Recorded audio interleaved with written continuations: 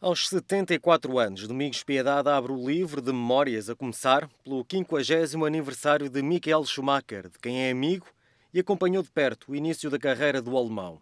Com uma vida ligada ao desporto automóvel e acompanhado de um capacete original oferecido pelo próprio Schumacher, Domingos fala da vida pessoal, da Ayrton Senna e ainda da presença de Portugal na Fórmula 1.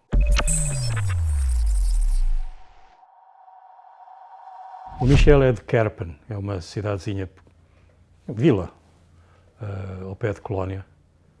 E eu naquela altura vivia na Alemanha, os meus filhos estudavam no Liceu de Colónia e corriam, logicamente, foram puxados para o kart e escolheram correr no clube de Kerpen, que era o clube que tinha sido feito pelo Graf von Berger von Trips, que era foi um grande piloto alemão dos anos 60, foi piloto da Ferrari, inclusivamente, e conheceu lá o Michel. E um dia chegou a casa e disse: pai, olha, tu realmente estás-me a ajudar bastante. Os dois, corriam os dois, mas um era mais novo, o outro era um ano mais novo que o Michel. E ele chegou a casa e disse assim: olha, tu realmente estás-me a ajudar, mas lá no clube há um miúdo que ia muito mais que eu. Eu já lhe ganhei uma ou outra prova, mas foi por engano, por ele, senão ele ganha tudo. E eu disse: bom. Mas ele apareceu lá um dia, em casa, no fim de semana, com o Michel. Assim, cabelinho curto na frente, comprido atrás, um fio de ouro, com um kart pendurado, tinha um dentinho escuro, muito humilde, muito agradecido de ir lá à casa, de estar comigo. Foi assim. E eu, nessa altura, depois, logo a seguir, empurrei-o para o Willy Weber, que andava à procura de um piloto de Fórmula 3, isto em 87 por aí, e dei-lhe o primeiro capacete integral. Não é este, por acaso é um parecido com este. E dei-lhe uns sapatos de Adidas para ele correr, porque ele tinha os sapatos todos esburacados e tal, porque ele era filho do sujeito que alugava os karts na pista de Kerpen, portanto não era... Ele já corria de kart e corria muito bem, tinha sido campeão, mas era porque tinha um grande amigo, que veio mais tarde, inclusivamente, a mostrar-se ainda mais amigo, o Peter Kaiser, que era o homem que tinha uma oficina de kart também em Kerpen, lá na pista, e que tinha o Tony Kart, para o qual sempre o Michel correu, mas ele não tinha meios. E então foi lá à casa e eu ajudei quando ele depois passou para a Fórmula 3, fizemos uma vaquinha, vários construtores, desde a Ford, a Mercedes, inclusive a própria Decra, a ONS, fizemos uma vaquinha e fomos patrocinadores em conjunto, no mesmo carro, no primeiro Fórmula 3 com que ele correu. Imaginava que ele chegava ao ponto em que hoje é considerado no mundo do desporto? Não, quer dizer, um sujeito que anda de kart e que anda na frente, estilo Max Verstappen, não engana. Lewis Hamilton, não enganam. Se eles guiam aquilo, guiam qualquer coisa. Eu achava que ele tinha, como teve, na realidade, um estilo de condução no kart que era muito agressivo, muito com o corpo. Ele guiava muito de corpo com o banco, ele guiava levantava as rodas, havia uma condução agressiva, muito similar à do Ayrton Senna. Do Ayrton era mais aquela do carburador, porque o Ayrton era canhoto, de maneira que a mão esquerda, o braço esquerdo era o braço que ele tinha sensível. Portanto, ele podia guiar só com um braço esquerdo e com a direita ia sempre no carburador do kart. E tinha uma condução muito agressiva. O Michel também tinha uma condução dessas muito agressiva e disse: isto vai demorar um bocadinho até ele arribar. O segundo ano foi campeão. Portanto, estava dito. Daí, depois, logo a seguir, isto foi em 90, em 91, consegui que que o meu amigo Hiroshi Yasukawa da Bridgestone lhe desse uma mão para a Fórmula 3, a Fórmula 3000 que se chamava na altura, hoje Super Fórmula no Japão. Ele fez lá 2, 3 corridas, entretanto surgiu a oportunidade com o Gachot, com aquele problema que ele teve, de ele poder iniciar-se na Fórmula 1 no Grande Prémio de Spa, da Bélgica, e foi o que eram precisos 250 mil euros na altura, e fomos à procura de 250 mil euros. Fizemos outra vaquinha, já maior, com a DECRA, com a própria AMG, todos. E pronto, é uma história real. Uma história real. Uma história real de um piloto que foi 7 vezes campeão do mundo. Não sei quando é que alguém conseguirá ser 7 vezes campeão do mundo. Talvez o Lewis, que foi agora pentacampeão, venha a ser campeão do mundo 7 vezes. Mas foi um dos grandes, foi um dos muito grandes da Fórmula 1. Recorda-se da última vez que esteve com ele? Não. Aliás, não quero recordar. Foi nem foi bem teste, foi uma experiência que ele quis fazer com um SLS que a Mercedes, por intermédio da AMG e da HWA, fez para ele. Era um SLS um bocadinho mais radical, mais leve, sem ar-condicionado, sem sem vidros elétricos, portanto, um bocadinho mais radical, e ele quis experimentar o carro em Hockenheim, no dia 18, 19 de dezembro. Depois, em 29, teve o acidente. E esse carro está hoje ainda, lá com 45, era o carro que a Mercedes lhe ia oferecer, se é que ele soubesse, nos 45 anos dele. Portanto, foi nesse dia. E recorda-se onde estava quando soube do acidente nos Alpes? Estava na Madeira. Estava na Ilha da Madeira a passar o Natal com a família. Tinha passado o Natal com a família e ia passar o Ano Novo, sim. Recordo. Recordo, mas fiquei também convencido que tinha sido pronto. Caiu. Sim. Um piloto que, em tantos anos de atividade, o único problema que teve foi partir uma vez a perna em Silverstone, num acidente meio estúpido. Falhou 2 grandes prémios, depois voltou e continua a ganhar. Quer dizer, você nunca pensa que uma coisa destas possa jamais acontecer. É a ironia da vida, andar a 300 a hora e não acontecer nada e depois, de repente... É. Sobretudo porque ele era um ótimo esquiador. E estava acompanhado do Mick.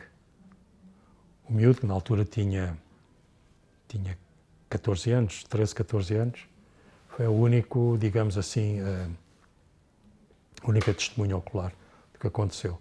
Ele tropeçou, por assim dizer, numa pedra, porque ele estava a esquiar fora da pista e caiu. E levava um GoPro no capacete, que aparentemente foi o que lhe causou a lesão que o mantém como ele está até hoje. O filho, o Mick, tem tudo para chegar um dia à Fórmula 1? Quer dizer, é um Schumacher versão 2000, não é? Quer dizer, miúdo novo. É um miúdo que tem dotes para guiar. Chegou à altura a que o pai ainda não tinha chegado com a idade dele, porque o Mick foi vice-campeão do mundo no ano em que o Max Verstappen ganhou, em Júnior, de kart. Depois ganhou, está bom, que foi no 3º ano, mas ele foi um bocadinho lançado às férias na Fórmula 3. Para o ano vai estar na Fórmula 2. Aparentemente poderá ser um dos pilotos de reserva da Ferrari. É lógico que já tem uma pré-carreira planeada. E é bom. E será a Ferrari ou o piloto da Mercedes? Você sabe que o Michel nunca foi campeão do mundo pela Mercedes. Foi campeão do mundo pela Benetton e depois foi campeão do mundo pela Ferrari 5 vezes. Por aquilo que foi a Mercedes de início e depois de fim de carreira do Michel, se calhar nós gostaríamos muito de tê-lo. Mas por aquilo que ele fez pela Ferrari, que foi tirá-la lá do buraco onde estava há 17 anos, desde que a última vitória do Mundial com o Jody Scheckter, até ele chegar, em que ele reorganizou a equipa completamente com o Jean Todt, que é, aliás, a única pessoa que o visita regularmente em Gland, lá na casa dele na Suíça, como é que eu ia dizer, gratidão por aquilo que ele fez pela Ferrari fez por ele. Acho que o Mickey vai começar mais pelos vermelhos do que pelos cinzentos, pelos argentos. Todo este mistério em volta dos últimos anos da vida do Michael Schumacher, isso dá aso a mais teorias de conspiração, ou acha que se deve manter toda e total privacidade? Eu respeito muito. Aliás, já estive várias vezes com a Corina, desde o acidente. Da última vez estive há cerca de 6 meses com ela na Alemanha, numa corrida em que o Mick correu e ganhou, por acaso, e que a Sabina, que foi a rapariga que esteve sempre do lado do Michel e que era a sua manager depois do Willy Weber, também estava e que agora toma conta do Mick. E eu respeito tanto que à Corina só lhe disse, a última vez que estive com ela, eu sei que ele está nas melhores mãos, portanto eu não te vou perguntar como é que ele está. Está como está. E que mensagem gostaria de deixar? Para ele?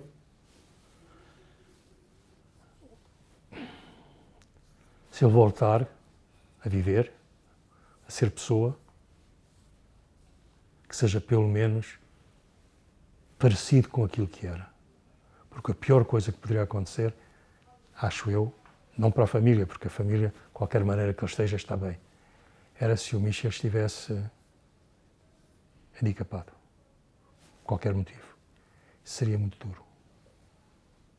Ainda hoje consegue contar alguma história que mais ninguém sabe? O teu primeiro carro, que era um A80, um Audi A80, artilhado, tuning, daqueles que correm às vezes ali na ponte Vasco da Gama. Eu tinha um grande tubo de escape, mas já tinha carro. E o meu filho tinha um ano menos, o Maki, e ele vinha à Colónia à sexta à noite, ou à sábado, para irem para a discoteca, na altura. E o Maki não tinha carta, não é? Porque ele passava lá em casa, levava. E eu lembro de uma vez eles terem voltado depois para casa, ou quando o Maki veio buscar, ou quando o Michel o veio buscar. Eu disse, pai, sabes lá o que é que aconteceu? Estávamos todos juntos, um dos rapazes que estavam lá comigo para perguntar assim, quem é esse camponês aí que nem sabe falar? Porque ele falava sempre um dialeto de Kerpen, que é um dialeto pior que o Kölsch de Colónia ou que o Aachener de Aix-la-Chapelle. É um dialeto. E ele não teve... O meu filho, na altura, disse, é o meu amigo, continuará a ser e ficará sempre aqui no círculo em que eu estou também. E isso o Michel nunca esqueceu. Portanto, é essa honestidade, essa humildade, essa clareza e transparência que o Michel sempre teve connosco e nós com ele. Alguma vez ele falou de Portugal? Não. Teve cá uma namorada, mas a gente não toca nisso, tá bom?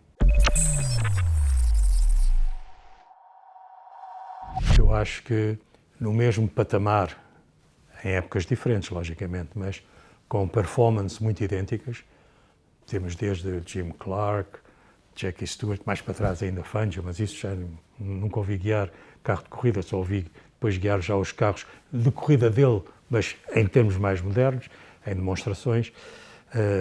Depois temos o Jackie Stewart, o Niki Lauda, o Alain Prost, o Ayrton, o Michel e agora certamente o Lewis Hamilton e logo a seguir deverá ser o Max Verstappen. Saltando eu aí um bocadinho o Sebastian Vettel, porque apesar de ter sido 4 vezes campeão do mundo, o Vettel faz-me lembrar muitas vezes água mineral sem gás. Aquilo não tem sabor nenhum. É ótimo, sabe bem, é bom, mas não dá energia. Consegue explicar como é que há um espaço tão grande para Ayrton Senna no coração dos portugueses, ainda hoje, passado tantos anos? No seu continua a ter. Sim, sempre, terá sempre. Olha, nos brasileiros foi por, apesar do Emerson ter ganho, do Nelson Piquet ter ganho, terem sido campeões do mundo, etc, etc. O Ayrton era o sujeito que no Brasil ganhava aos gringos, como os brasileiros diziam. Portanto, era lá num desporto que não era muito normal nos brasileiros. No português é mais primeiro por eu falar português, segundo por ser um sujeito extraordinário fora do carro. Dentro do carro, tal como este, eram assim, eram bicos mesmo curvados. Fora do carro, o facto de ter escolhido Portugal para viver durante a época das corridas, no Algarve ou aqui em Sintra, em casa do Braguinha, ser amigo de pilotos e de ter amigos portugueses, como era o caso do falecido PQP, do Pedrinho Queiroz Pereira, do João Pereira Coutinho, do próprio Braga. Havia às vezes almoços, como eu disse, que eram almoços sensacionais, porque a gente chegava ao fim com uma dor de barriga desgraçada, mas não era da comida, era ter passado o almoço a rir com as piadas. O Ayrton era ele nunca escondeu que tinha uma certa paixão pelo nosso país. O Lewis revolucionou o profissionalismo na Fórmula 1. Aquela coisa dele chegar na última e ir-se embora em primeiro, entre aspas. O último que fez uma coisa dessas foi o Ayrton, com a McLaren, em 93. Portanto, nos dias de hoje, o sujeito tem que ser castrado. Se se comportar como um castrado, isso está tudo bem. Portanto, tem que treinar 6 horas por dia fisicamente, mais 2 de simulador, mais não sei quê. Tem que ir a todas os marketing and social events. E o Luís não faz nada disso. O Luís tem lá os amigos dele da música, da moda, do futebol e do surf. Portanto, a única coisa que ele faz é enjoy life e aproveitar ser quem é. E não deixa de ser campeão do mundo. E isso, alguns sujeitos estilo Vettel devem-lhe estar mesmo debaixo da pele. Mas dá um empurrão grande a caráteres como, por exemplo, o Max Verstappen. Vale a pena, pelo menos, sonhar com o regresso da Fórmula 1 a Portugal? Sabe, a Fórmula 1, tal como a MotoGP, são 2 eventos de amplitude mundial que hoje são muito caros. Para além do preço que custam, têm um preço muito grande de pré-organização, de exigência do autódromo, de exigência daquilo que há à volta dos autódromos, etc. Portanto, se nós, e quando falo nós, digo Portugal, o Governo, as entidades oficiais, o Turismo Portugal, apontarem e apostarem no regresso, certamente que tanto a Fórmula 1 como a MotoGP voltarão para Portugal. E no meio dessa manta há espaço para um piloto português? Hoje em dia não sei, temos 2 miúdos extraordinários, ou mais, temos alguns muito bons em endurance, portanto nos protótipos, corridas de resistência, desde o Filipe Albuquerque e outros também. O Pedro continua a guiar como sempre guiou. Portanto, eu acho que há mais nessa direção. Fórmula 1 já é um bocadinho mais difícil de lá chegar, mas não se pode dizer nunca que isso não irá acontecer. Teremos o livro de memórias? Acho que sim. Eu outro dia disse a um amigo meu que ia fazer um livro de memórias, mas vou fazer um livro de memórias diferente, com as histórias, tal como nós estamos a falar agora, vai ser assim mais ou menos. Portanto, elas vão ser gravadas com o meu filho João, ele fez Film and Media na Escócia, portanto, já tenho um profissional lá em casa para tratar disso. Sim, em vídeo e áudio. No que respeita a print, que terá outras histórias, naturalmente, só quando eu morrer, porque porque eu vou lá escrever coisas que aí uma malta tinha, quando meu grande malandro, não devias ter lido. Mas nós vivemos-las. Todas estas histórias foram histórias maravilhosas. Sócio do Benfica, desde 1953, se não estou em erro. Exatamente. Continua a ser? Continuo. E num panorama geral, não falando dos últimos resultados, mas de forma geral. Mas eu sou sócio do Benfica desde sempre, portanto, desde 53, repare. E, portanto, fui sócio do Benfica em tempos mais ou menos, portanto, de campos de lama. Fui sócio do Benfica do Campeonato Europeu, sócio do Benfica quando não ganhávamos campeonatos, sócio do Benfica quando ganhámos campeonatos. Portanto, eu acho que isso de ser sócio não tem a ver só com o ganhar. Isso, nem nos dias de hoje, isso é válido. É uma paixão, é uma pessoa gosta ou não gosta. Agora, eu tenho um modo diferente de ver o futebol. Clubisticamente, gosto do Benfica, não sou fanático e, sobretudo, não sou contra Sporting, Porto, Braga ou quem quer que seja. E isso seria bom que as coisas fossem vistas desta forma por todo o universo portista, sportinguista, benfiquista, de Braga, aquilo tudo. A vida pregou-lhe uma partida? Pregou. 2. Uma já passou, a outra está a passar.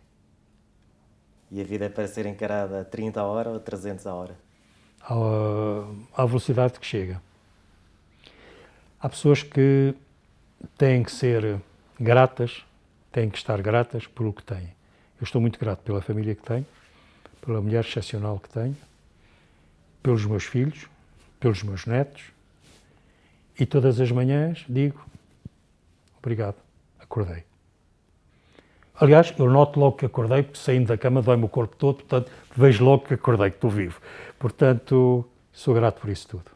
Melhor carro que alguma vez conduziu?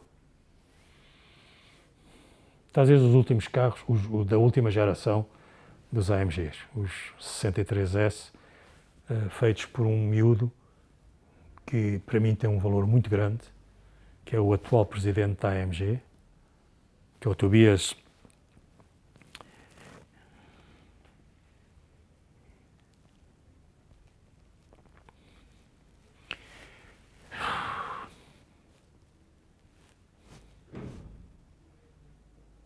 Não tenho razão para estar emocionado, porque